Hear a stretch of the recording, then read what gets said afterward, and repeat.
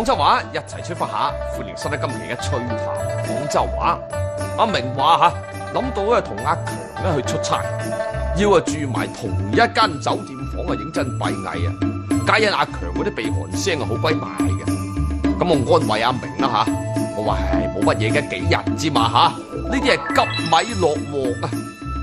粵語當中有急米落鑊呢句說話，急米落鑊咧就係講一齊食飯咁嘅意思，比喻嘅係短暫時嘅關係，暫時嘅相處就為之叫做急米落鑊。急即係夾份合力咁嘅意思啊！譬如話我哋急錢買樣嘢，咁你一齊出啲錢啊，各出一份，然後儲齊啲錢就去買一樣嘢，就為之叫急錢啦，係咪？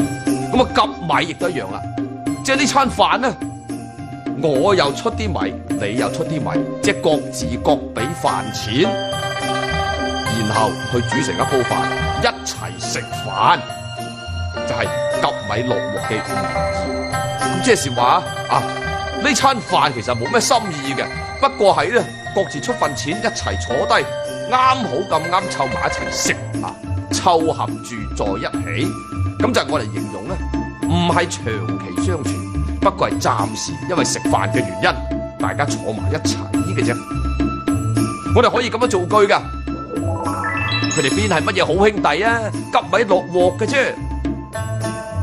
急米落鑊喺粵語當中形容嘅就係一種短暫時嘅關係，但其實人與人之間好多嘅深交，好多深厚嘅交情，都係由點點滴滴一次又一次偶然嘅急米落鑊開始。趣談廣州話，一齊出發下，我哋下期再一齊趣翻下。